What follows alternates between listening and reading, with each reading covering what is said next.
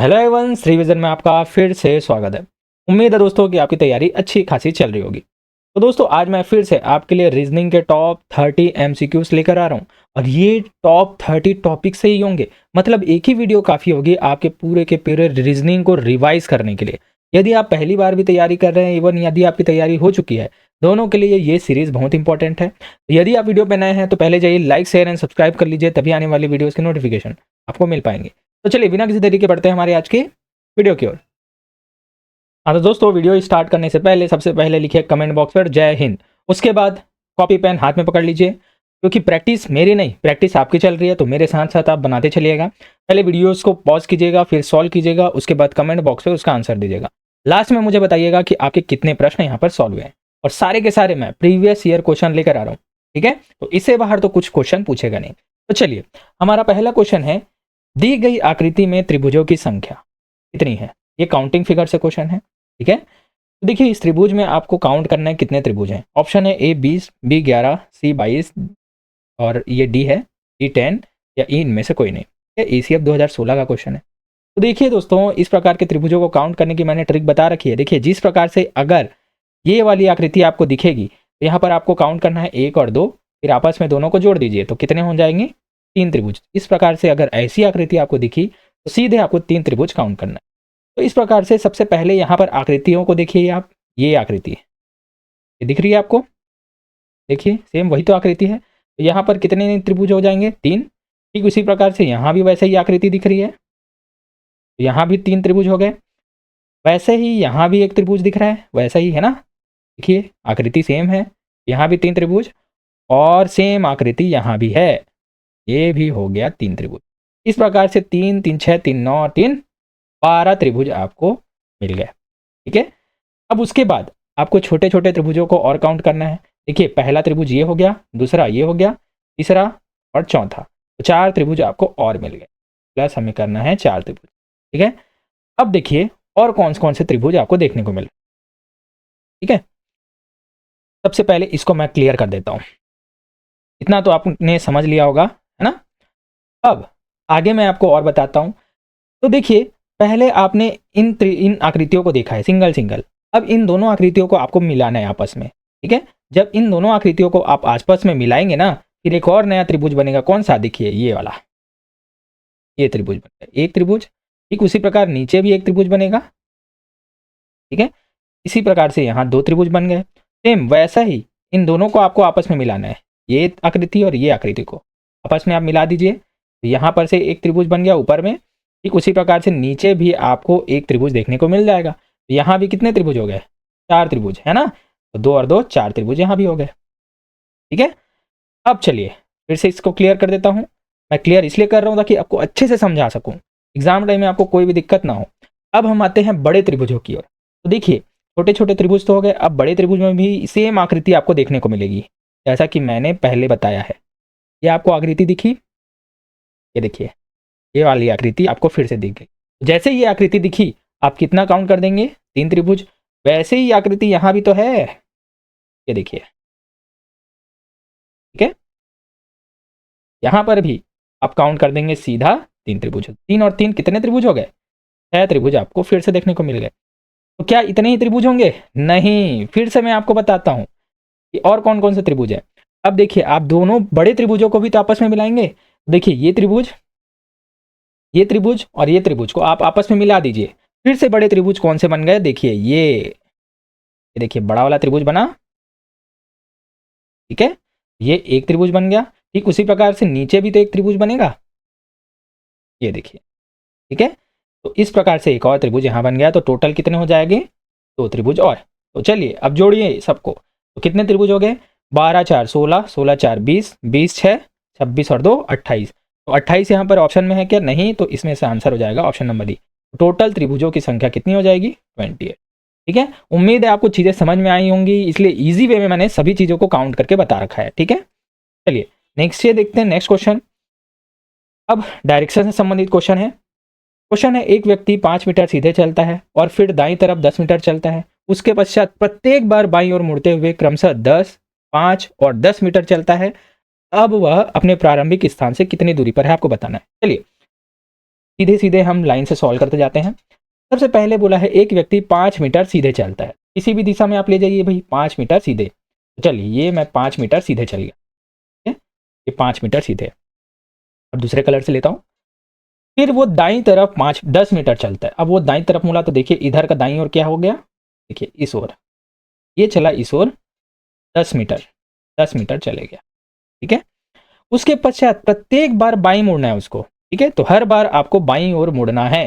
तो सबसे पहले ये मैं बाईं ओर मुड़ा और पहली बार में कितना चलना है 10 मीटर। तो पहला बार में जब मैं बायां मुड़ा ना, मुझे चलना है 10 मीटर, ये चले गया मैं 10 मीटर। और फिर से मुझे बाईं मुड़ना है और चलना है 5 मीटर, ठीक है। तो देखिए अब मुझे 5 मीटर फिर से चलना है, ये अब यहाँ से हम 5 मीटर चलेंगे, ठीक है, 5 मीटर। अब फिर से मुझे बाईं मुड़ना है और 10 मीटर चलना है, ठीक है।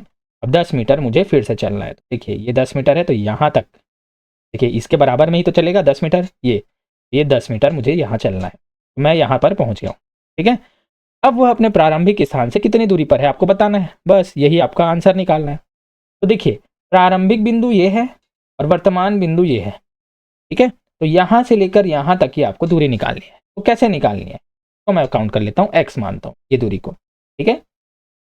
इसे नाम दे देता हूँ मैं, इस बिंदु को दे देता हूँ O, इस बिंदु को दे देता हूँ A, इस बिंदु को दे देता हूँ B, ठीक है। अब चलिए सबसे पहले यहाँ पर देखिए आप, ये टोटल है ना, ये 10 है, तो इतना क्या हो जाएगा, ये सीधा इसका आधा है ना, ये भी क्या हो जाएगा 5 मीटर। ये पूरा 10 है तो ये क्या हो जाएगा आधा 5 मीटर, ठीक है। तो देखिए ए बी 5 मीटर मिल गया, बी ओ 5 मीटर मिल गया, तो ओ ए आपको निकालना है। तो देखिए यहाँ पर क्या बन रहा है, एक समकोण त्रिभुज बन रहा है, एक समकोण त्रिभुज बन रहा है, देखिए ऐसा बन रहा है, ठीक है। और यहाँ पर से अलग से मैं बता देता हूँ ओ ए और बी, ठीक है। तो ए बी कितना है 5 मीटर और बी ओ दिया है 5 मीटर, तो ए ओ अर्थात एक्स की वैल्यू आपको निकालनी है। तो जैसा कि आपको पता है समकोण त्रिभुज में क्या लगाते हैं हम, पाइथागोरस थ्योरम, इसमें होता है कर्ण का वर्ग बराबर लंब का वर्ग धन आधार का वर्ग। तो देखिए यहाँ पर कर्ण क्या है ओ ए, तो ओ ए का स्क्वायर हो गया बराबर लंब का वर्ग धन आधार का वर्ग, तो क्या हो जाएगा ए बी का स्क्वायर प्लस ओ बी का स्क्वायर, ठीक है। सीधा आप रख दीजिए, तो क्या हो जाएगा x square is equal to a b का स्क्वायर मतलब 5 का स्क्वायर, तो 5 का स्क्वायर कितना हो जाएगा 25 प्लस ओ बी स्क्वायर मतलब 5 का स्क्वायर, ये भी कितना हो जाएगा 25, तो 25 और 25 कितना हो जाएगा 50। अब आप x का वर्ग है तो वर्ग को इधर पक्षांतर कर देंगे तो क्या हो जाएगा अंडर रूट 50। अब इसे आप करनी में अगर सॉल्व करेंगे तो कितना हो जाएगा 50, 2 दूनी 4, 2 पंचे 10, 5 हम 25, 5 एकम 5, ठीक है। तो 5 अंडर रूट 2 ये आपका आंसर हो जाएगा। तो किस में दिया है 5 under root 2, option number B. देखिए मैंने धीरे धीरे इन चीज़ों को समझाइए करके आपको टाइम लगा है ना, वरना आप इन चीज़ों को समझ जाएंगे ना तो आपको 20 सेकंड से ज़्यादा टाइम नहीं लगेगा, ठीक है। इस प्रकार से प्रश्न पूछे जाते हैं। आप बोलते हैं ना टफ लाओ, ये टफ अभी भी नहीं है, बस ये क्या थोड़ा सा टाइम टेकिंग है, ठीक है। चलिए अब आते हैं नेक्स्ट क्वेश्चन। क्वेश्चन नंबर 3 है लड़कियों की एक पंक्ति में मारिया दाएं से 7वीं एवं परी बाएं से 7वीं है। जब वे अपना स्थान परस्पर बदल देती हैं तो मारिया दाएं से 11वीं हो जाती हैं। अब परी की नई स्थिति बाएं से क्या होगी। देखिए ये क्वेश्चन ना बहुत से लोगों को टफ लगता है, लेकिन आज इस वीडियो में मैं ट्रिक के माध्यम से बताऊंगा। इस ट्रिक को आप समझ गए मतलब चुटकियों में आप बताएंगे। देखिए क्या करना है, सबसे पहले बोला है मारिया दाएं से 7वीं है, ठीक है। मैंने बनाया मारिया, ये मारिया लिख दिया, और दाएं से 7वीं, दाएं मतलब राइट, राइट से कौन सा है 7वीं नंबर पे, ये प्रश्न में बोला गया है। परी बाएं से 7वीं है। अब देखिए परी जो है ना, ये परी फॉर पी, बाएं अर्थात लेफ्ट से कौन सी है 7वीं है। चलिए जब वे आपस में अपना स्थान बदल लेती हैं तो देखिए मारिया के जगह में परी आ जाएगी और परी के जगह में मारिया। देखिए मारिया इधर आ जाएगी और परी इधर आ जाएगी, ठीक है। बदल लेती है तो मारिया दाएं से क्या हो जाती है 11वीं। देखिए इसी प्रकार से आपको बताते चलना है। तो मारिया दाएं से क्या हो जाएगी 11वीं, तो मारिया अब यहाँ हो गई, तो अब दाएं से वो क्या हो जाएगी मतलब राइट से क्या हो जाएगी 11वीं हो। तो यहाँ तक अगर आपने बना लिया ना तो आपका आंसर आ ही जाएगा। देखिए अब परी की नई स्थिति बताना है, तो परी अब यहाँ पर है, ठीक है। तो परी अब यहाँ पर है। अब परी की आपको नई स्थिति बतानी है, वो भी लेफ्ट से, तो लेफ्ट लिखिए।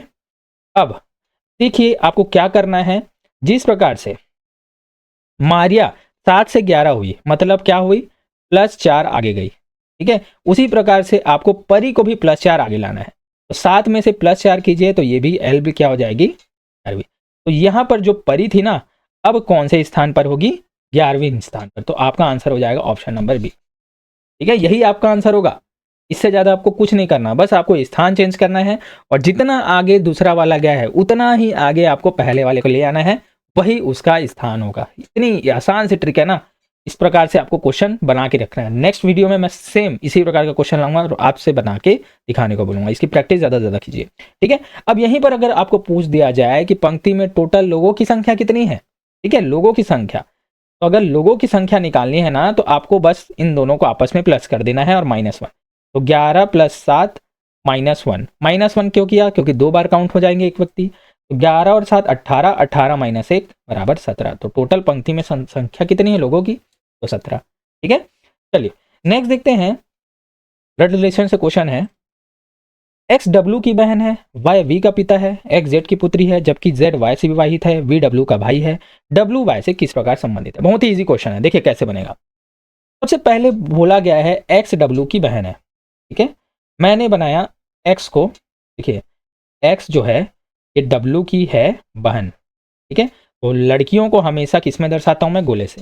डब्ल्यू के बारे में बताया क्या, स्त्री है कि पुरुष, नहीं बताया है। ठीक है, तो एक्स जो है डब्ल्यू की बहन है, ये देखिए बहन लिख दिया मैंने। ठीक है, उसके बाद आगे आते हैं हम, वाई वी का पिता है। तो चलिए वाई और वी का यहाँ पर कुछ संबंध नहीं दिख रहा है, तो यहाँ पर मैं बनाता हूँ, ये वाई वी का पिता है। तो पिता है वाई, है ना, पिता है वाई, पिता है तो यहाँ पर पुरुष है, इस प्रकार से दर्ज।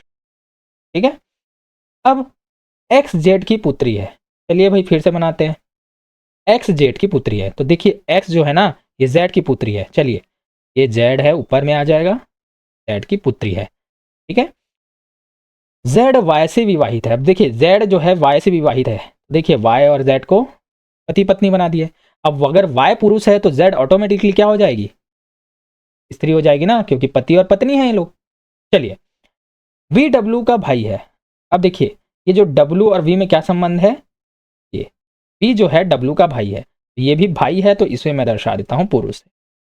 अब आपको बताना है डब्ल्यू वाई से किस प्रकार संबंधित है, ये जो डब्ल्यू है ना ये वाई से किस प्रकार संबंधित है आपको बताना है।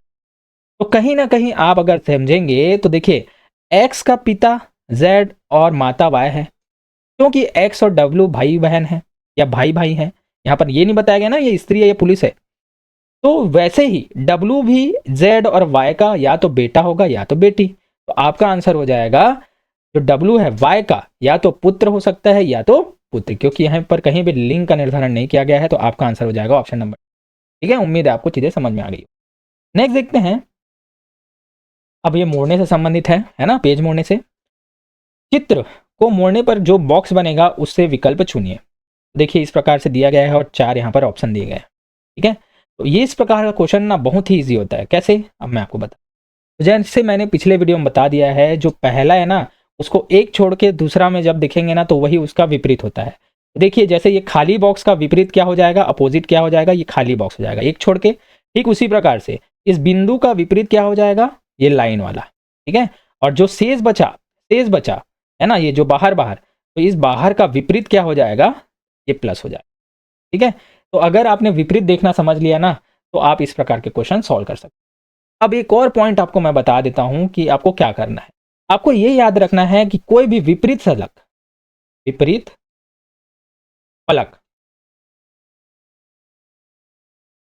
आसपास या अगल बगल में नहीं होंगे। ठीक है, एक दूसरे के अगल बगल नहीं होंगे, मतलब एक साथ आपको दिखाई नहीं देंगे। तो विपरीत फलक कभी भी एक साथ नहीं हो सकते, ये आपको याद रखना है। अगर ये आपने याद रख लिया मतलब इसका आंसर आपके पास आ गया। तो देखिए सबसे पहले मैंने बताया कि विपरीत फलक एक साथ नहीं हो सकते। तो देखिए ए में देखिए क्या विपरीत फलक एक साथ है, देखिए बिंदु का विपरीत ये है तो यहाँ पर तो नहीं है। खाली है, देखिए खाली का विपरीत खाली, ठीक है ये भी ठीक है। ये प्लस है और एक खाली, तो ये हो सकता है ना, यहाँ पर कोई भी विपरीत आपको नहीं दिख रहा है। बी में देखते हैं, तो जैसे ये लाइनिंग है और डॉट है, तो देखिए डॉट का विपरीत लाइनिंग है, तो ये तो एक साथ आ गए, तो ये तो नहीं होगा। डी में देखते हैं, जैसे यहाँ पर लाइनिंग है और डॉट है एक साथ आ गए, तो ये भी नहीं होगा। अब यहाँ पर तीनों खाली है, तो देखिए 3 खाली हैं, तो कहीं ना कहीं इसके विपरीत एक खाली तो यहाँ पर कोई ना कोई होगा, तो ये भी नहीं होगा, क्योंकि एक साथ 2 विपरीत नहीं आ सकते, इसलिए आपका आंसर हो जाएगा ऑप्शन नंबर ए। ठीक है, चलिए नेक्स्ट चलते हैं। निम्नांकित चित्रों का उपयोग कर ज्ञात कीजिए कि यदि बी ऊपर में है तो नीचे कौन सा अक्षर है। तो कहीं ना कहीं अगर ये चीजें बोली गई है ना, तो आपको ये समझना है कि बी के विपरीत सतह में, ठीक है, क्योंकि बी दिखाई दे रहा है और उसके अपोजिट वाला नहीं दिखाई देगा, मतलब नीचे में है, तो बी के विपरीत क्या है ये आपको बताना है। तो 3 पासे दिए गए हैं, देखिए, है ना, तो आपको बताना है कौन से होंगे। तो देखिए यहां पर जिसको पूछा गया है सबसे पहले वो देखिए, तो देखिए बी को पूछा गया है ना, तो बी किस में है, देखिए पासा 3 में बी है, बी दिख रहा है आपको। अब आपको ऐसे पासे खोजने हैं जिसमें यदि 2 चीजें कॉमन दिख गई तो आपका आंसर बहुत ईजी बन जाएगा। देखिए 2 किसी में कॉमन दिख रहेगा, देखिए पहले वाले में देखिए यहाँ पर ए और डी है, ठीक उसी प्रकार से तीसरे में ए और डी है, आपको देख रहा है, मतलब 2 चीजें मतलब आसपास हो गई, मतलब बराबर आ गई, है ना, सेम सेम आ गई, मतलब तीसरी आपको ऑटोमेटिकली मिल जाएगी। तो यहाँ पर ए है, यहाँ पर ए है, और यहाँ पर डी है, तो यहाँ पर डी है, तो जो बची हुई है ना वही उसकी विपरीत होगी, तो सीधा बी के विपरीत क्या आ जाएगा, बी के विपरीत आ जाएगा सीधा, तो आपका आंसर हो जाएगा ऑप्शन नंबर बी, एफ होगा। ठीक है, तो इस प्रकार से आपको सॉल्व करना है। नेक्स्ट देखते हैं, कथन निष्कर्ष क्वेश्चन है। देखिए कथन दिया गया है, कोई भी फूल फल नहीं है, कुछ फल पत्तियां हैं, सभी पत्तियां वृक्ष हैं, कोई भी वृक्ष फल नहीं है, कम से कम कुछ वृक्ष फल है, ये निष्कर्ष है ना। तो देखिए इस प्रकार के क्वेश्चन को सॉल्व कैसे करना है, सिर्फ और सिर्फ वेन डायग्राम के द्वारा। तो चलिए वेन डायग्राम बनाते हैं।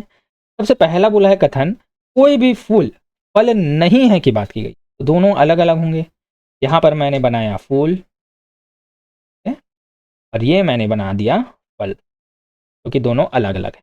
ठीक है, अब उसके बाद हम आते हैं आगे, तो ये तो हो गया, कुछ फल पत्तियां हैं। अब देखिए ये है फल, अब इसे कहा गया है पत्तियां, तो कुछ फल क्या है, पत्ती है, ये पत्तियां हैं। ठीक है, ये भी हो गया, और सभी पत्तियां वृक्ष है बोला गया है, तो सभी पत्तियां वृक्ष हैं, सभी पत्तियां वृक्ष है, तो देखिए ये पत्ती है, तो सभी के सभी ये इस प्रकार से क्या हो जाएंगी, वृक्ष बन जाएंगे। इस प्रकार से आपका वेन डायग्राम बन गया। इस प्रकार से अब इसका आपको निष्कर्ष निकालना है। पहला निष्कर्ष है, कोई भी वृक्ष फल नहीं है। तो देखिए वृक्ष और फल में क्या संबंध है, यहाँ पर फल के अंदर में ही वृक्ष आ रहा है, मतलब ये हो सकता है कि कुछ फल वृक्ष हो सकते हैं, तो आप यहाँ पर ये नहीं बता सकते कि कोई भी वृक्ष फल नहीं है, तो ये तो क्या हो जाएगा, गलत। अब उसके बाद दिया गया है कम से कम कुछ वृक्ष फल है, तो देखिए ये है वृक्ष और ये है फल, तो कम से कम कुछ वृक्ष यहाँ पर फल हो सकते हैं, क्योंकि वृक्ष और फल आपस में वेन डायग्राम में आपस में मिले हुए हैं, तो ये क्या हो जाएगा, सत्य हो जाएगा। तो केवल और केवल निष्कर्ष 2 सही है, ऑप्शन नंबर बी यहाँ पर करेक्ट होगा। ठीक है, चलिए नेक्स्ट चलते हैं। बहुत बढ़िया क्वेश्चन है अभी आगे। अब देखिए अतिच्छादित वृत्तों के विभिन्न खंडों में संख्या द्वारा विभिन्न भाषाओं को बोलने वाले लोगों की संख्या को दर्शाता है यहाँ पर, है ना। देखिए जैसे ये सर्कल दर्शाता है हिंदी को, ये सर्कल दर्शा रहा है संस्कृत को, और ये सर्कल दिखा रहा है उर्दू को। तो आपको 3 क्वेश्चन के आंसर देने हैं बहुत अच्छे से और इजी वे में आप दे सकते हैं। ठीक है, सबसे पहले हमारा क्वेश्चन है, कितने लोग केवल हिंदी व संस्कृत दोनों बोलते हैं। तो देखिए जहां पर आपको केवल दिख गया ना, इसको पॉइंट आउट आपको करना है, तो केवल में सिर्फ वही आएंगे, बाकी को सबको छोड़ना है। तो देखिए कितने लोग केवल हिंदी और संस्कृत दोनों बोलते हैं, तो सबसे पहले हिंदी देखिए, ये है हिंदी, ठीक है, और फिर संस्कृत देखिए, देखिए ये हो गया संस्कृत, और बात की गई है केवल की, तो देखिए दोनों में क्या दिख रहा है, 6 और 3 दिख रहा है, लेकिन हमें क्या बताना है, केवल ये जो 3 है ना, 3 है, ये उर्दू में भी आ रहा है, तो ये होगा क्या, नहीं आएगा। तो केवल और केवल 6 लोग यहाँ पर क्या बोल रहे हैं, हिंदी और संस्कृत दोनों बोल रहे हैं। ठीक है, तो आपका आंसर हो जाएगा ऑप्शन नंबर बी। ठीक है, चलिए अब इसे मैं क्लियर करता हूं, नेक्स्ट क्वेश्चन में आगे आते हैं। नेक्स्ट क्वेश्चन है, कितने लोग उर्दू बोलते हैं। अब देखिए कितने लोग सीधे उर्दू बोलते हैं ये पूछा गया है, तो यहाँ पर सीधे आपको काउंट कर देना है जितने लोग उर्दू बोलते हैं। तो देखिए उर्दू यहाँ पर इतने लोग बोलते हैं, इस सर्कल वाले लोग, तो आपस में बस आपको जोड़ देना है, तो 13 + 8 + 3 + 5, तो 13 और 8 21, 3 24, 5 29 लोग क्या है, उर्दू बोलते हैं। तो आपका ऑप्शन नंबर डी करेक्ट होगा। अब इसका आंसर आपको देना है कि कितने लोग सभी तीनों भाषाएं बोलते हैं। याद रखना कि यहाँ पर बात की गई है सभी तीनों भाषाएं, ठीक है। तो उम्मीद है इसका आंसर आप कमेंट बॉक्स पर सही सही देंगे। ठीक है, कमेंट बॉक्स पर इसका आंसर आपका आना चाहिए। चलिए नेक्स्ट देखते हैं। सीटिंग अरेंजमेंट से क्वेश्चन है, बहुत ही बढ़िया question. A B C D E और एफ 6 व्यक्ति हैं और एक पंक्ति में बैठे हैं। ए और डी के बीच में सी बैठा है, डी अंतिम छोर में नहीं है, बी ई के ठीक दाहिने ओर है, एफ दाई की ओर के अंत में नहीं है, तो ई के बाईं ओर कितने व्यक्ति है? देखिए बहुत ही मजेदार क्वेश्चन। ठीक है, सबसे पहले तो यहाँ पर यह नहीं बताया गया है कि किधर मुंह किए गए हैं, तो सीधा आपको सॉल्व करते चले। तो कितने लोग हैं? 6 लोग। तो यहाँ पर 6 लोग बना लीजिए। इस प्रकार से आपको तैयार रखना है। ठीक है, 6 लोगों को मैंने बना लिया। ये देखिए 6 लोग बैठ गए। ठीक है, अब देखिए एक एक करके सॉल्व कीजिए। सबसे पहले बोला है ए और डी के बीच में सी बैठा है, तो मैंने क्या किया, ए लिया और डी लिया, इसके बीच में किसको बैठाया? सी को बैठाया। तो यहाँ पर ये पुष्टि नहीं होती कि ए लेफ्ट में है या डी राइट में है। डी इधर भी हो सकता है और ए इधर भी हो सकता है। ठीक है, ये बस यहाँ पर ये पता है कि सी बीच में है। पहला तो ये हो गया। उसके बाद डी अंतिम छोर में नहीं है बोला है, तो डी जो है ये लास्ट में नहीं हो सकता, ये आपको याद रखना है। तो ना तो यहाँ डी आएगा ना तो यहाँ डी आएगा। ठीक है, बी ई के ठीक दाहिने ओर है, तो देखिए बी जो है ना ई के ठीक दाहिने, तो देखिए बी इधर हो गया, दाएं साइड में है। ठीक है, तो इस प्रकार से अरेंज है। वहीं एफ दाईं ओर के अंत में नहीं है, मतलब एफ जो है ना ये भी लास्ट में नहीं हो सकता, इसके दाहिने साइड में, मतलब एफ यहाँ पर नहीं आ सकता, स्टार्टिंग में तो आ सकता है। ठीक है, दाहिने ओर के अंत में। तो देखिए तो ई के बाईं ओर कितने व्यक्ति हैं ये आपको बताना है। तो दोस्तों इस प्रकार से आपको जमाना है ना, तो सबसे पहले ये देख लीजिए कि लास्ट में कौन कौन सा नहीं है। इसको देखिए, तो लास्ट में डी नहीं है और एफ नहीं है, तो सीधे हम डी और एफ को क्या डाल देते हैं? बीच में डाल देते हैं। तो देखिए सबसे पहले यदि मैं एफ को यहाँ डालूं, है ना, अपने मन से डालते जा रहा हूँ, लास्ट में चेक करेंगे, और डी को यहाँ डाल देता हूँ। ठीक है, यहाँ क्यों नहीं डाला? क्योंकि शायद यहाँ पर ई आ सकता है ना, तो ई आ जाएगा तो बी सीधा यहाँ पर आ जाएगा क्योंकि जस्ट दाएं में है ना, इसलिए मैंने डी को यहाँ डाला। अब देखिए डी यहाँ पर आ गया, तो डी और यहाँ पर इन तीनों का संबंध देखिए, डी के बगल में सी है, तो डी के बगल में सी है और उसके बाद में क्या है? ए है। ठीक है? उसके बाद में है ए, तो यहाँ पर मैंने ए डाल दिया। अब उसके बाद क्या बचा? ई और बी। तो ई जो है लेफ्ट साइड में है और बी राइट साइड में है, तो ई यहाँ पर आ गया और बी यहाँ पर। ठीक है, ये अपने मन से मैंने यहाँ पर जमाया है, लास्ट में हमको चेक भी करना होता है ना। अब देखिए क्या बताइए, इस प्रकार से व्यवस्थित है क्या? ए और डी के बीच में सी है, तो देखिए ए और डी के बीच में सी है। ठीक है, डी क्या लास्ट में है? तो डी नहीं, लास्ट में नहीं है, बीच में है।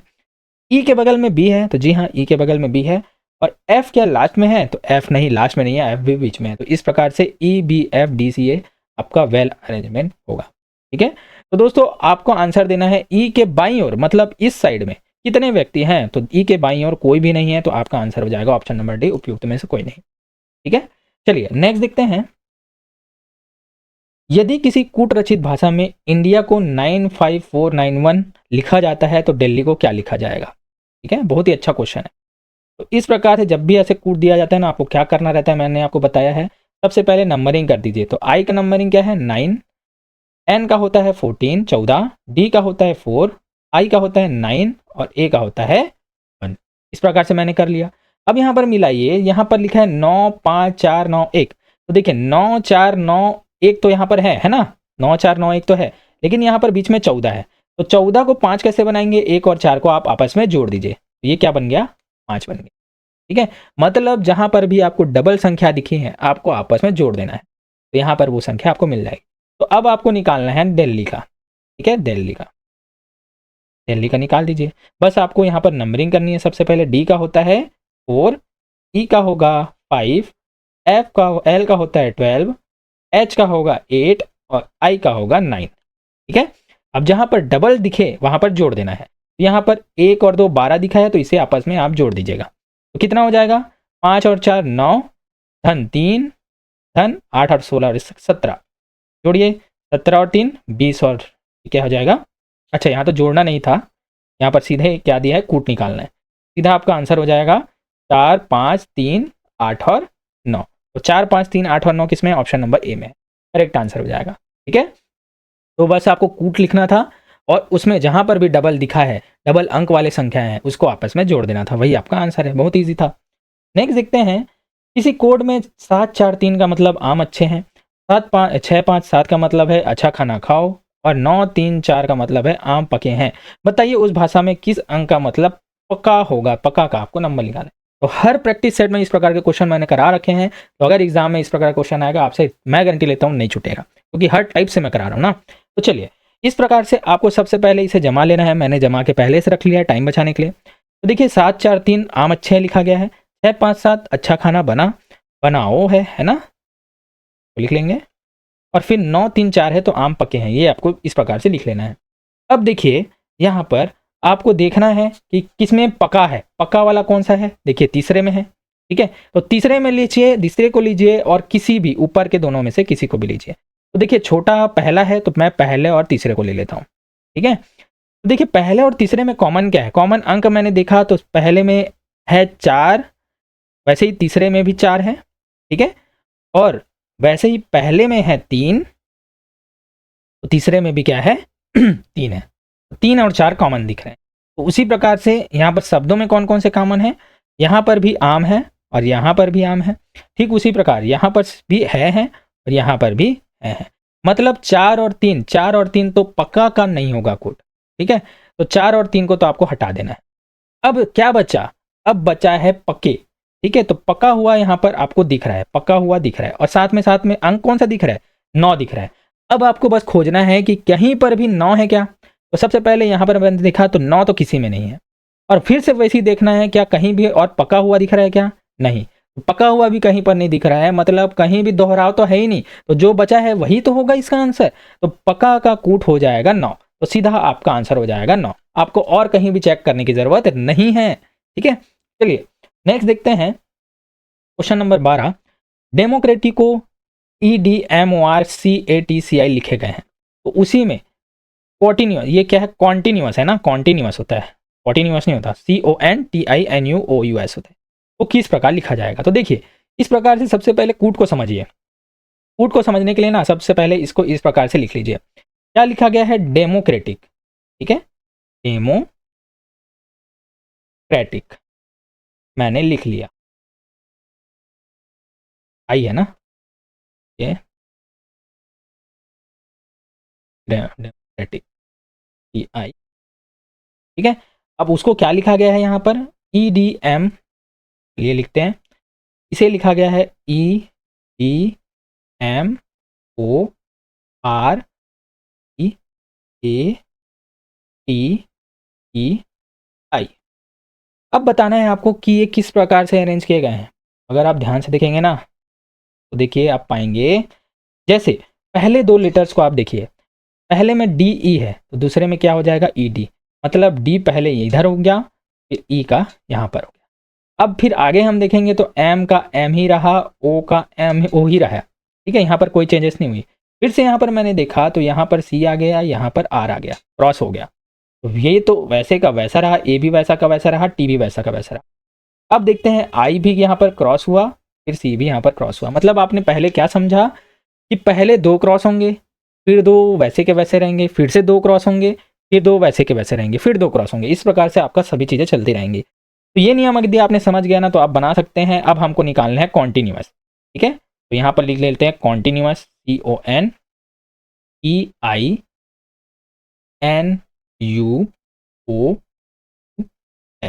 ठीक है। अब इसका आपको उसी नियम के द्वारा बनाना है।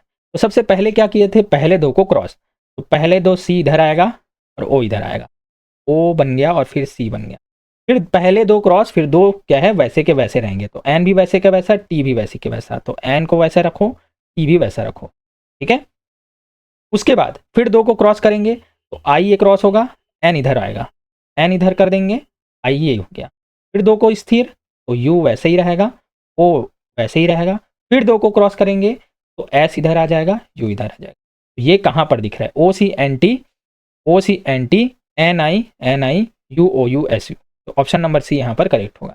उम्मीद है आपको किस प्रकार से यहाँ जमाया गया है समझ में आ गया होगा, ठीक है। अब नेक्स्ट देखते हैं, शब्द IDIOSYNCRASY के अक्षरों से निम्नलिखित में से कौन सा शब्द बनाया जा सकता है। बस आपको शब्द देखने हैं और इसका आंसर आपको देना है। तो देखिए यहाँ पर पहले आपको चेक करना है इडियट, तो क्या इन शब्दों का यूज करके इडियट बना सकते हैं। तो जी हाँ, पहले देखते हैं। यहाँ पर आई है तो इसमें भी आई है, डी इसमें है तो डी इसमें भी है, आई भी है और ओ भी है, और क्या टी इसमें है? तो यहाँ पर टी कहीं भी नहीं है, तो इडियट तो नहीं बनाया जा सकता। अब चेक करते हैं नॉइसी को। तो यहाँ पर एन है तो जी हाँ एन यहाँ पर भी है, ओ है तो जी हाँ ओ भी है, आई है तो आई भी है, एस है तो हाँ एस भी है, और वाई है तो जी हाँ वाई भी है। तो नॉइजी यहाँ पर बनाया जा सकता है। तो इसी प्रकार से आपको बाकी को भी चेक करना है, क्या इस प्रकार से बनाया जा सकता है? अगर नहीं तो सीधा आपका आंसर हो जाएगा ऑप्शन नंबर नॉइजी। ठीक है, बहुत ही ईजी क्वेश्चन था। नेक्स्ट देखते हैं, निम्नलिखित अक्षर श्रृंखला में ऐसे अक्षर के कितने हैं जिनके पहले जी है किंतु बाद में पी नहीं है? तो आपने क्या समझा? तो के है, के पहले में क्या है? जी होना चाहिए और बाद में पी नहीं होना चाहिए, पी नहीं होना चाहिए। तो ऐसे कितने के हैं आपको निकालना है। ठीक है, तो देखिए एक एक करके हम देखते चले जाते हैं। सबसे पहले यहाँ पर हमने देखा कि यहाँ पर के कहाँ है। देखिए ये पहला के आ गया, लेकिन हमारे नियम में क्या कहा गया है? इसके पहले जी होना चाहिए लेकिन बाद में पी नहीं होना चाहिए। देखिए जी तो यहाँ पर है लेकिन पी नहीं होना चाहिए, तो ये वाला तो नहीं होगा क्योंकि यहाँ पर पी भी है। ठीक है, अब यहाँ पर दूसरा के यहाँ है, तो के पहले जी है लेकिन बाद में पी नहीं होना चाहिए, तो जी हाँ पी नहीं है, तो एक के ये हो गया। ठीक है, दूसरी बार ये के मिला तो इसके पहले जी होना चाहिए लेकिन पी नहीं होना चाहिए, तो पी नहीं है ना, लेकिन जी है, तो ये दूसरा के हो गया। उसके बाद फिर से ये के दिखा, तो पहले जी बाद में पी नहीं, तो ये भी के है ना। फिर देखते हैं, तो यहाँ पर के है, तो देखिए पहले जी होना चाहिए, तो यहाँ पर जी है क्या? नहीं, यहाँ तो बी है, तो ये तो नहीं होगा। ठीक है, फिर है, देखिए ये के दिखा, तो के पहले जी होना चाहिए, पी नहीं होना चाहिए, तो ये भी के हमारा होगा। तो इस प्रकार से हमको कितने के मिले? 1 2 3 और 4, तो आपका आंसर हो जाएगा ऑप्शन नंबर 4। ठीक है, चलिए नेक्स्ट देखते हैं। अब सार्थक क्रम में आपको जमाना है। ठीक है, तो दिया है आपका क्रम कौन कौन सा? पुलिस, दंड, अपराध, न्यायमूर्ति और फैसला। इसको एक सार्थक क्रम में जमाना है ना, जिसका एक अर्थ निकलता हो। देखिए ऑप्शन में आपको देखना है, इस प्रकार से जमा के देखना है। तो चलिए मैं आपको बताता हूँ किस प्रकार से जमेंगे। तो सबसे पहले कोई भी व्यक्ति क्या करता है? अपराध करता है, तो सबसे पहले हम क्या ले लेते हैं? अपराध। ठीक है, क्योंकि कहीं ना कहीं मैंने ये देखा ना, ये पुलिस, कोर्ट सभी चीज़ें हैं, तो सबसे पहले अपराध होगा। उसके बाद अपराध होगा तो अपराधी को कौन पकड़ेगा? पुलिस पकड़ेगा। तो अब आ जाएगा, एक आ जाएगा, पुलिस आ जाएगा। पुलिस भी आ गया, अपराध भी हो गया। अब पुलिस इसको कहाँ ले जाएगा? तो इसको ले जाएगा न्यायमूर्ति अर्थात जज के पास, तो चौथा नंबर आ जाएगा। ठीक है, अब इसे चौथा नंबर। अब न्यायमूर्ति क्या देता है भैया? वहां पर देता है फैसला, तो अब आ जाएगा हमारा पांचवा नंबर। और फैसला जैसे ही होगा तो फैसले के हिसाब से क्या मिलता है? दंड। तो अब 2 नंबर। ठीक है, तो 3 1 4 5 2 किस में है? 3 1 4 5 2 तो किसी में नहीं है, तो इसका आंसर हो जाएगा ऑप्शन नंबर ए में से कोई नहीं आपका करेक्ट आंसर होगा। ठीक है, नेक्स्ट देखते हैं। अब देखिए उस विकल्प का चयन करना है जो तीसरे पद से उसी प्रकार से संबंधित है जिस प्रकार दूसरा पद पहले पद से। 16 है, 36 है, समानुपात है, 64 क्वेश्चन मार्क में क्या आएगा? दिखने में तो बहुत ईजी लग रहा है, लेकिन आपको समझना होगा कि ये किस प्रकार से व्यवस्थित है। तो मोस्टली लोग क्या करेंगे? सबसे पहले यहाँ पर दिख रहा होगा उनको कि यहाँ पर 16 है, तो 16 है तो भैया यहाँ पर 4 का वर्ग है, ऐसा दिख रहा होगा उनको। तो यहाँ पर 36 है, तो 36 है मतलब यहाँ पर दिख रहा होगा उनको 6 का वर्ग है, 6 6 का 36 होता है। मतलब यहाँ पर पहले 4 का वर्ग लिया गया है, उसके बाद 6 का वर्ग, मतलब 2 का बढ़ाकर बस वर्ग लेना है, वैसे ही करना होगा। तो ठीक है भाई, करके देखते हैं। यहाँ पर 64 किसका वर्ग है? 8 का वर्ग है, तो इसका 2 और जोड़ दो, इस प्रकार से इसमें जोड़ा गया है, तो क्या हो जाएगा? 10 का वर्ग। तो 10 का वर्ग कितना होता है? 100। तो क्या यहाँ पर कोई भी ऑप्शन में है 100? नहीं है। तो ये जो टेक्निक है ना, यहाँ पर काम नहीं करने वाली, इस नियम से तो ये नहीं बंधे हैं। तो देखिए बताता हूँ मैं। तो देखिए आपने अनुपात और समानुपात को पढ़ा होगा, तो ठीक उसी प्रकार ये गणितीय संक्रियाओं द्वारा ही जुड़े हुए हैं। तो अनुपात समानुपात में हम क्या करते हैं? तो क्या करते हैं? सबसे पहले 16/36 कीजिए और फिर बराबर कीजिए, समानुपात दिया है ना 64। इसके बाद नीचे में क्या आएगा? जो x है उसको। ठीक है, इस प्रकार से समानुपात को सॉल्व किया जाता है। अब इसको सॉल्व कर दीजिए आप, आपका आंसर आ जाएगा। तो देखिए x को उधर ले जाइए क्योंकि इसी का मान निकालना है, बाकी सबको चेंज कर दीजिए। देखिए 64 36 ऊपर आ जाएगा और 16 आ जाएगा। ठीक है, अब इसे सॉल्व कर दीजिए, कितना हो जाएगा? 4 चौक 16, 4 निया 36। ठीक है, फिर 4 एकम 4, फिर 4 एकम 4, 4 छक्का 24। तो 16 निया कितना होता है? 144। ठीक है, तो आपका आंसर हो जाएगा ऑप्शन नंबर डी 144। इस प्रकार से क्वेश्चन मार्क की जगह में 144 आएगा। तो इस प्रकार से नियम से भी बंधे होते हैं ये सभी चीज़ें, है ना। चलिए नेक्स्ट देखते हैं। अब आपको विषमता को चुनना है, कौन सा विषम होगा, ठीक है। तो देखिए मैंने 2 क्वेश्चन दिए हैं, एक मैं बताता हूँ, एक को आपको बनाना होगा, ठीक है। तो देखिए सबसे पहले यहाँ पर आप देखेंगे कि 4 संख्याएं दी गई है, ए 14 58, बी 27 69, सी 29 36 या डी 59 37। तो इसमें से देखना है आपको 3 तो समान होंगे लेकिन एक उससे भिन्न होगा। तो इस प्रकार से जब भी आपको क्वेश्चन दिखे ना, सबके पहले आपको बीजांग निकालना होगा। बीजांग निकाल के आपको सॉल्व करके देखना होगा। बीजांग का मतलब होता है सभी अंकों का जोड़। तो सभी अंकों को जोड़ दीजिए भाई। तो सबसे पहले 8 और 5 कितना होगा, 13, 13 और 4 17, 17 और 1 18। अब 18 को भी आपस में जोड़ दीजिए, जब तक जोड़िए जब तक एक संख्या ना आ जाए। 8 और 1 कितना हो गया, 9 आ गया, ठीक है। इसी प्रकार से इसका भी देखिए, 9 और 6 15, 7 22 और 2 24, ये 24 हो गया। 4 और 2 यहाँ पर 6 हो गया, इसका भी चांग 6 आ गया। ठीक इसी प्रकार से इसमें भी देखते हैं, 6 और 3 9, 9 9 18, 18 और 2 20, 20 आया। 20 को भी क्या लिख सकते हैं, 2 और 0 को जोड़ो हो जाएगा 2 आ गया। अब 7 और 3 10, 10 और 9 19 और 5 24, ठीक है। आपस में जोड़िए 4 और 2। तो अब यहाँ पर आप इजीली आइडेंटिफाई कर पाएंगे कि अन्य 3 कौन कौन से हैं और एक कौन सा अलग है। तो यहाँ पर मैंने देखा कि 9 6 और 6 ये सभी 3 से विभाज्य हैं, मतलब 3 से पूरी तरह से भाग जा सकते हैं, लेकिन 2 यहाँ पर 3 से भाग नहीं जाएगा। तो आपका आंसर हो जाएगा ऑप्शन नंबर, ठीक है। इस प्रकार से आपको बनाना है। अब इसका आंसर आपको देना है निम्नलिखित में से अलग क्या है। 4 और 6, 6 और 9, 8 और 16, 10 और 25। उम्मीद है आप इसका आंसर देंगे, नहीं देंगे तो नेक्स्ट वीडियो में मैं बताऊंगा, ठीक है। तो इसका आंसर आपको देना। चलिए अब नेक्स्ट आते हैं, है ना। यहां पर दिया है, यदि त्रिभुज का अर्थ 3 गुना, वर्ग का अर्थ 4 गुना और पंचभुज का अर्थ 5 गुना, और तो x का मान आपको निकालना है, ठीक है। तो चलिए भाई रखते चले जाते हैं। यहां पर आपको रखना है समीकरण में और बनाते चलना। तो सबसे पहले दिया है x, फिर दिया है प्लस। अब यहाँ पर त्रिभुज है, तो त्रिभुज का मतलब क्या होता है, 3 गुना, मतलब 3 से गुना कर देना है सामने वाली संख्या को। तो ये सामने वाली संख्या है, का गुणा 3 से कर दीजिए, ठीक है। तो क्या आ जाएगा 3x। फिर आ जाता है धन, धन। अब वर्ग का मतलब क्या है, तो वर्ग का मतलब है 4 गुना, तो 4 रख दीजिए। और उसके बाद क्या है x, तो यहाँ पर x लिखाएगा। फिर है माइनस, तो मैंने माइनस कर दिया। पंचभुज का अर्थ क्या है, पंचभुज का अर्थ है 5 गुना, यहाँ पर 5 है और फिर यहाँ पर x। अब इसको आपको सॉल्व कर देना है, आपका आंसर आ जाएगा। चलिए भाई जोड़िए, 4 और 3 7, 7 और 1 8, 8x माइनस 5x बराबर 120। 8 में से 5 घटाओ, कितना हो जाएगा, 3x बराबर 120। तो x को उधर ले जाओ, ठीक है। तो ये आ जाएगा नीचे, तो घटा दो, 3 चौक 12, तो 40 आना चाहिए आपका आंसर। तो इसमें कहीं भी 40 है क्या, नहीं। तो ये क्वेश्चन जो है ना विलोपित किया गया था, तो आपका आंसर हो जाएगा 40, आपको याद रखना है, ठीक है। व्यापम द्वारा विलोपित क्वेश्चन है ये। चलिए नेक्स्ट देखते हैं, क्वेश्चन नंबर 19, है ना।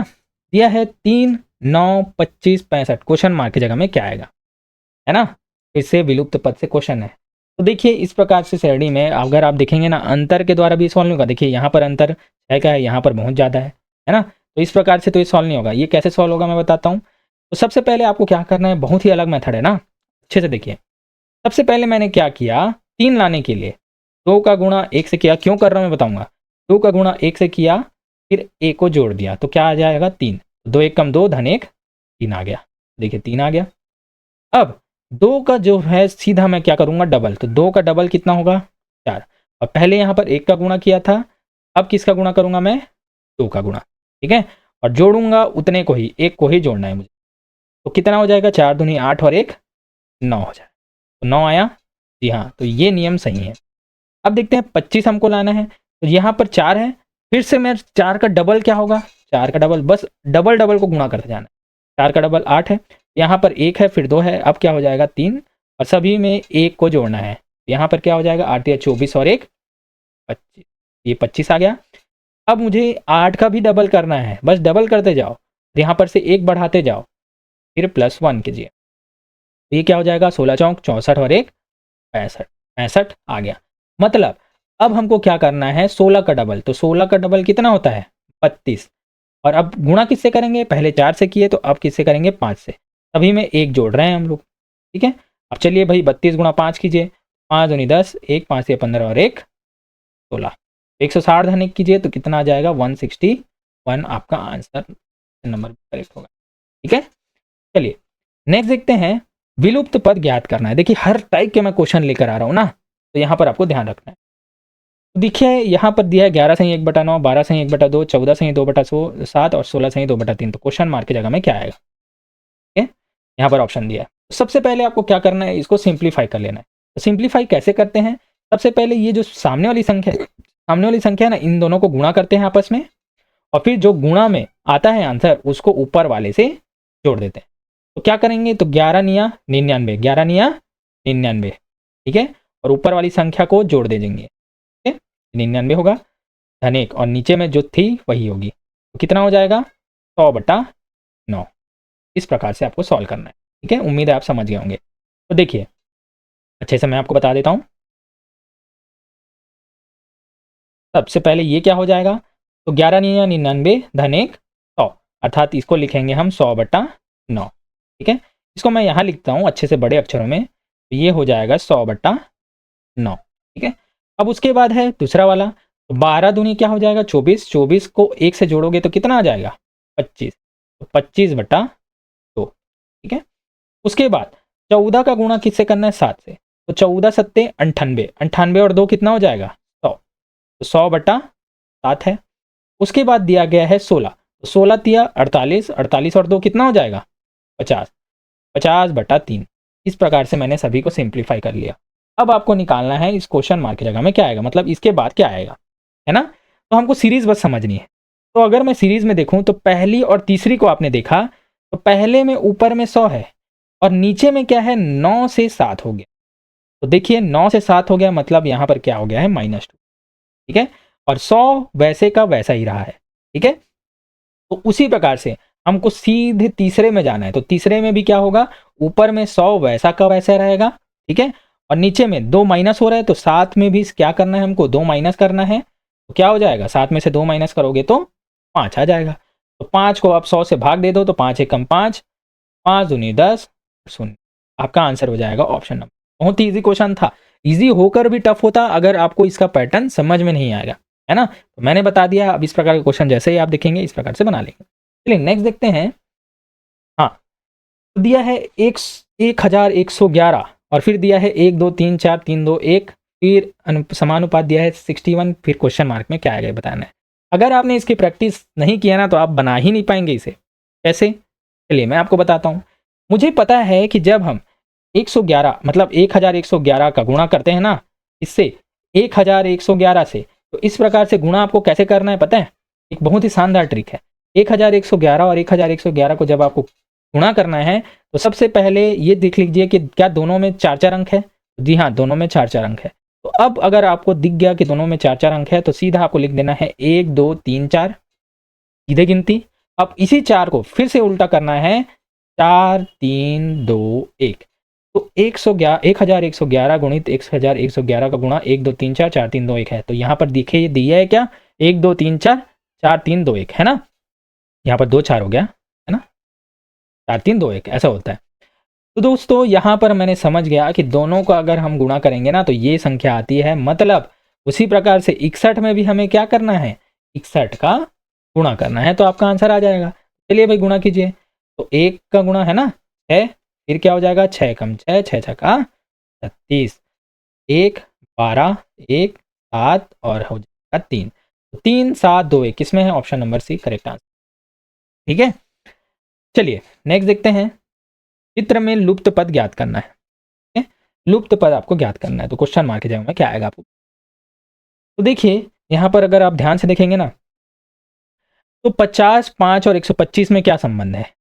तो मैंने क्या किया 50 को आधा कर दिया। देखिए 50 को आप आधा कीजिए, आधा कितना हो जाएगा 25। अब 25 को आप 5 से गुणा कर दीजिए, 25 पंचे कितना होता है 125। तो क्या 125 है यहाँ पर, जी हाँ। तो सबसे पहले 50 को आधा कीजिए और फिर इससे गुणा कर दीजिए, तो आपका ये वाली संख्या जो है आ जाएगी। ठीक इसी प्रकार से हमें क्या करना है 14 को आधा करना है। तो 14 का आधा कितना हो जाएगा 7, 7 को गुणा करना है 21 से। तो 7 का गुणा करेंगे 21 से, तो 7 एक कम 7 7 14 मतलब 147 सीधा आ जाएगा। मतलब बीच वाली संख्या को आधा करना है और तीसरी संख्या से गुणा करोगे ना तो पहली वाली संख्या मिल जाएगी। तो यहाँ पर हमने समझ गया कि इस प्रकार से नियम बंधे हुए हैं। तो क्या उसी प्रकार से हमें क्या करना है, देखिए हमको क्या करना है, बीच वाली संख्या को आधा, तो इसे मैं मान लेता हूँ क्वेश्चन मार्क को एक्स, है ना। एक्स को मुझे क्या करना है, आधा, जैसे कि सब में करते आए हैं, ठीक है, आधा कर दिए, 2 से भाग दे दिया मतलब। अब आधा करके तीसरी वाली संख्या से हमको क्या करना रहता है, गुणा, तो चलिए भाई गुणा कर दीजिए, ये मैंने गुणा कर दिया। तो इन दोनों को जब आप आपस में गुणा करते हैं तो तीसरी संख्या मिलती है, मतलब 72 हमें मिल जाएगा। ठीक है, इस प्रकार से बस समीकरण बन गया, मतलब आंसर आ जाएगा। तो चलिए भाई x बराबर क्या हो जाएगा, x बराबर 2 ऊपर चले जाएगा, 72 गुणा 2 और 6 नीचे आ जाएगा। ठीक है, तो काट दो भाई, 6 कम 6, 6 दूनी 12, और फिर 12 का गुणा 2 से कीजिए तो 12 दूनी 24 आपका आंसर हो जाएगा, ऑप्शन नंबर डी। ठीक है, अब नेक्स्ट देखते हैं। ठीक है, यहाँ पर से भी क्वेश्चन बनते हैं। क्या क्वेश्चन है, देखिए, उत्पादक प्लास्टिक के खिलौने वाले एक उत्पादक की कुल लागत 2.5 लाख है। कच्चा माल, श्रम, मशीनों की मरम्मत, विज्ञापन और बिजली पर आने वाली कुल उत्पादन लागत को निम्न वृत्त चित्र से दर्शाया गया है। देखिए सभी चीज़ों को यहाँ पर दर्शाया गया है ना। ये बिजली का बस नहीं पता हमें, तो यहाँ पर इस वृत्त में, इस वित्त चित्र के आधार पर बिजली पर आपको लागत बतानी है। ठीक है, तो बताइए भाई बिजली का लागत आपको निकालना है, तो सबसे पहले आपको ये जो पता होना चाहिए, एक सर्कल में कितने डिग्री होते हैं, एक सर्कल होता है 360 डिग्री। ठीक है, मतलब यदि मैं आपस में इनको जोड़ूं, देखिए मतलब पूरे वृत्त का डिग्री होता है 360 डिग्री, मतलब आपस में आप जोड़िए किसके बराबर होगा, 360 डिग्री के। तो चलिए आपस में इनको जोड़िए, सबसे पहले 108 plus 54 degree plus 36 degree plus 144 degree, है ना, और फिर प्लस क्या है x, इन सभी का योग कितना होगा, 360 डिग्री होगा, तो पता ही है वृत्त का। ठीक है, अब आपस में इसको जोड़िए तो कितना हो जाएगा, तो 6 और 4 10, 10 4 14, 14 और 8 22। ठीक है, 22 आ गया, सिलाई 2 आ गया। अब फिर 4 4 3 7, 7 5 12, 12 और 2 14, 14 आ गया, हाँ सिलाई 1 आ गई। ठीक है, 1 2 3, ये आ गया 342। 342 प्लस x बराबर 360 डिग्री। अब x बराबर क्या हो जाएगा, इसको इधर ले जाएंगे तो ये क्या हो जाएगा, माइनस आ जाएगा हमारा 360 डिग्री माइनस 342 डिग्री, तो ये हो जाएगा 18 डिग्री। तो x की वैल्यू हमारी 18 डिग्री आ गई। ठीक है, अब इसे हम रुपए में परिवर्तित करेंगे। तो देखिए यहाँ पर दिया गया है पूरे 2.5 लाख का है ना, यहाँ पर वह, तो 360 डिग्री की वैल्यू कितनी दी गई है, 2.5 लाख रुपए, 1,50,000। ठीक है, तो उसी प्रकार से हमको 18 डिग्री की वैल्यू निकालनी है, तो क्या हो जाएगा, 2,50,000, ये 360 नीचे आ जाएगा और 18 ऊपर में। ठीक है, ये एक 0 और ये 0 कट गया, 18 एकम 18 हो गया, 18 दूनी 36 हो गया, 2 का भाग इससे कर दिए तो कितना आ जाएगा, 2 एक कम 2, 2 दूनी 4, 2 पंचे 10, 12,500, है ना, मतलब 12,500 यहाँ पर आंसर है। इसमें आपका ऑप्शन नंबर करेक्ट। बहुत ही इजी क्वेश्चन था, है ना। चलिए नेक्स्ट देखते हैं। अब है वक्तव्य क्या दिया गया है, योग्यता गरीब व्यक्ति की पूंजी है, ये बोला गया है कि योग्यता गरीब व्यक्ति की पूंजी होती है। तो क्या निष्कर्ष निकलता है, तो ऑप्शन ए है, एक गरीब व्यक्ति पूंजी कमा सकता है यदि उसमें योग्यता है। बी है, एक धनी व्यक्ति हमेशा योग्य होता है। सी है, एक गरीब व्यक्ति हमेशा योग्य होता है। या डी, एक गरीब व्यक्ति में पूंजी कमाने की योग्यता है। या ई, इनमें से कोई नहीं।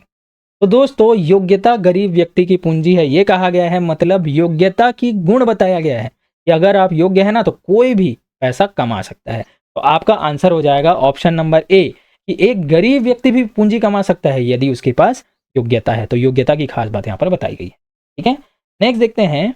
कथन दिया है, पुलिस आम आदमी को प्रताड़ित करती है। बस आपको डिसीजन मेकिंग से क्वेश्चन है ना, पुलिस आम आदमी को प्रताड़ित करती है तो क्या कार्यवाही होगी। पहला, सरकार को दोषी पुलिस वाले के खिलाफ कठोर कदम उठाने चाहिए।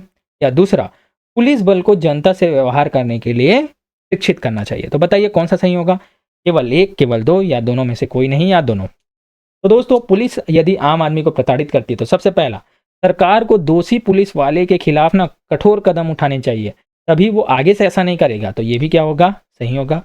दूसरा देखते हैं, पुलिस बल को जनता से व्यवहार करने के लिए शिक्षित भी करना जरूरी है ना, ताकि वो अभद्रता उनके साथ ना करे। तो ये भी सही है। तो यहाँ पर दोनों क्या है, सही है। ऑप्शन नंबर डी यहाँ पर करेक्ट हो जाएगा। नेक्स्ट देखते हैं, डिसीजन मेकिंग सही क्वेश्चन है ना, आपके सिलेबस में है, रीजनिंग है, याद रखना। आपके अधीनस्थ को, मतलब आपके नीचे किसी व्यक्ति को अवकाश की आवश्यकता है, परंतु उसकी अनुपस्थिति से कार्यालय का कार्य प्रभावित होगा, क्योंकि वह व्यक्ति उस कार्य के लिए मुख्य व्यक्ति है। तो आपको क्या चाहिए? ठीक है, देखिए उसको छुट्टी चाहिए, आपसे नीचे कोई काम कर रहा है उसको छुट्टी चाहिए, और उसके बिना ये भी पता है कि उसके बिना काम नहीं हो सकता, वो कार्य सिर्फ वही कर सकता है। तो आप क्या करेंगे? ऑप्शन है ए, आप अपने उच्च अधिकारियों को इस मामले को भेज देंगे। बी, अवकाश स्वीकृत कर देंगे। सी, उससे मिलकर अवकाश के कारणों की विवेचना करेंगे कि किस लिए वो अवकाश मांग रहा है, और उसकी उपस्थिति की आवश्यकता के बारे में सहमत कराने की कोशिश करेंगे। बोलेंगे कि देख भाई, तेरे बिना ये काम नहीं हो सकता, तो तू यहाँ पर कितना इंपॉर्टेंट है। फिर है डी, अन्य व्यक्ति को उसका कार्य करने को कहेंगे।